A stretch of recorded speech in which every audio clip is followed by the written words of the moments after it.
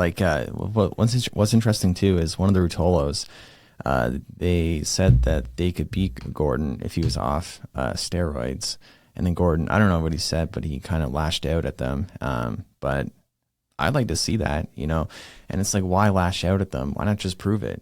Just when you're off cycle, or just go off cycle, go compete against them and see how you do. I think that'd be very interesting. Like, who do you think would win? Like Ruotolo, one of them, or a natty Gordon?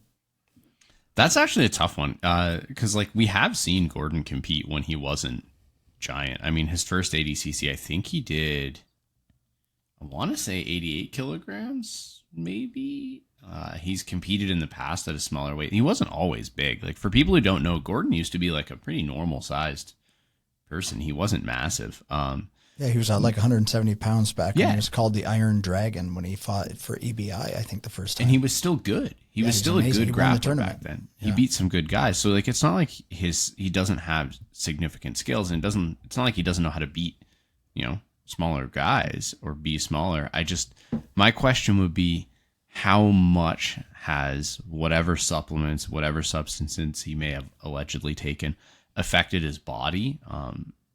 Like, when you take these things, like, I think a lot of people think steroids are just some sort of like, you take it and all of a sudden you gain magical powers that never go away. And it's like, no, everything comes at a cost. I mean, a lot of these steroids that build a lot of muscle affect your cardiovascular endurance. Like, and again, this isn't like a massive criticism of Gordon, but one thing you'll notice in Gordon's matches is his pace is always extremely slow.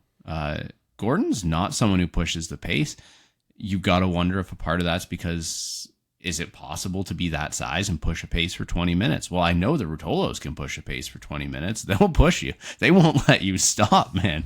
Those little guys just keep going. So I think maybe that would be an area that you'd have to wonder, like, is Gordon going to be able to play at a pace that's comfortable for him? Can his cardio hang up with those guys who are going to be, more aggressive and pushing the pace when he doesn't have the strength to control them and, pin them the same way he would if he was on whatever supplements he may or may not be taking? Yeah, like, I think he'd win. I'm pretty sure Gordon would win, but I think it comes down to what kind of match it becomes. If it is like a high paced match, which is like what the Ruotolos would want. I say like it's both them competing, but just one of them.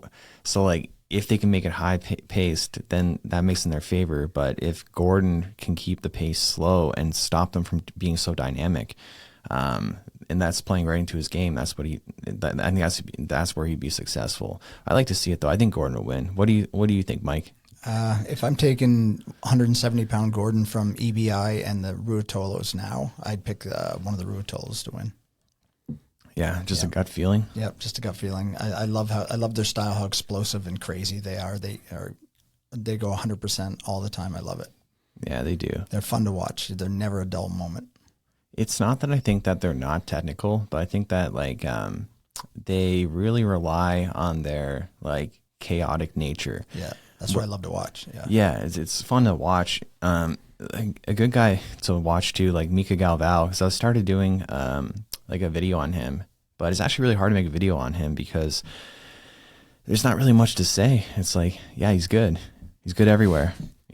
It's a short video where like I did one on Nicky Rod, and it was more like he has a very specific game plan, like get the body lock basically.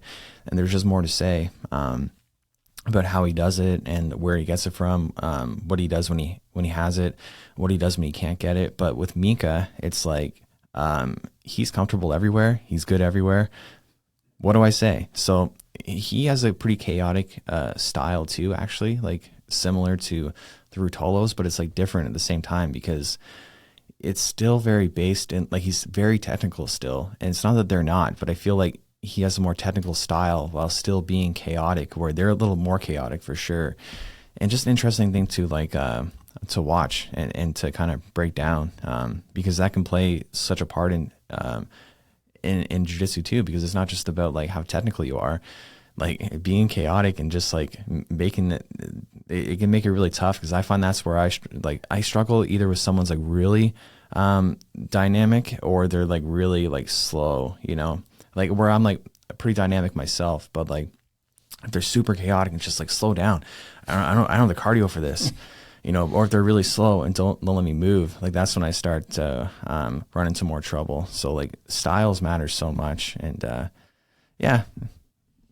I think you really nailed it. Like, you know, I like to watch a lot of footage and break it down. Like, this is something I just really enjoy doing. It's like a way to spend my time. And like, Mika's chaotic. He moves a lot. But when you watch his matches, like, I'm sure when you watch them, like, as a good grappler and good analyst, like, you can see where he's going with things. You're like, okay, he's moving a lot. He's chaotic. But like, I can kind of like understand and interpret, like, I think I understand his thought process behind what he's doing here.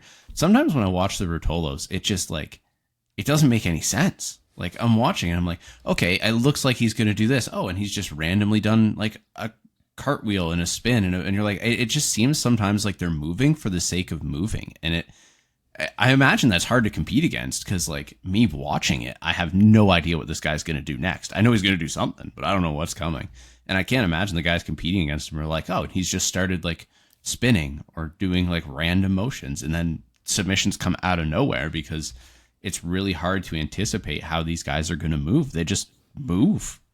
That's exactly it. And it's kind of similar, but not, to like a brand new white belt, in the sense of like sometimes they can be a little challenging to control, because they're so wild and unpredictable. You don't know what they're going to do, while you're still trying to be technical and like not like accidentally hurt them or take like a knee to the face or something like that. So not where it's like a struggle where, oh, they're going to beat me. More it's like I got to figure this out because they're going nuts right here. So like, yeah, he definitely has that style where you don't know what he's going to do. Where I agree, like when I watch Mika, like I know what he's going to do. Like as he's doing it, like I feel like the path is very clear to me of what he's trying to do, because it's like very similar to what I would do.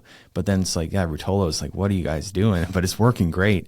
And I feel like Craig is actually similar to like Craig Jones in a sense, not where he's chaotic, but the stuff that he does in his guard is stuff that I don't do. Like his like leg lock entries and stuff like that. He's a very different body type too. But when I watch it, sometimes I'm not sure, like, what is he trying to achieve right now? But then he achieves something. It's like, okay, that's what he's trying to do. So I guess I need to watch Craig more. But yeah, someone like Mika, it's a lot more straightforward of like, I don't want to say fundamentals because those are hard to define, but it's more like, yeah, it's just very clear what he's doing.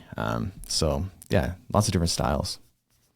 I think that makes it fun though. Like when you watch, you know, guys like Mika against someone like the Ruotolos, like that match with Cade, like, you know it's going to be exciting. You know it's going to be scrappy, but it's kind of like, I always like to say the Ruotolos are like you took a black belt's skills and knowledge and put it in a white belt's body, and are just like, yeah. Hey man, all those weird things that most black belts stop doing over time because you're like, oh, I'll just be more efficient. They're like, I don't care about efficiency, and you're like, oh, interesting choice. I guess that works when you have the cardio that those two kids have. I mean, they're what, like 20 years old, so yeah. I mean, I don't think I could sustain the pace that those guys put on a match for 20 minutes. I think that might actually kill me. So it's fun to watch and see how different people approach problem. Like you said, Craig is kind of similar in that it sometimes like, I don't know what he's going to do. He just does things. It's, I would say maybe less athletic than the Ruotolos, less chaotic for sure. But I like watching grapplers like that, because you get to see them create really weird problems for their opponents in real time, and you get to watch usually their opponents have a really hard time figuring it out. Yeah, I think that plays a lot into success too, where like if you have to figure out the guy where it's like he's such a unique grappler, it's almost like stressful in a way where it's like they're so unpredictable.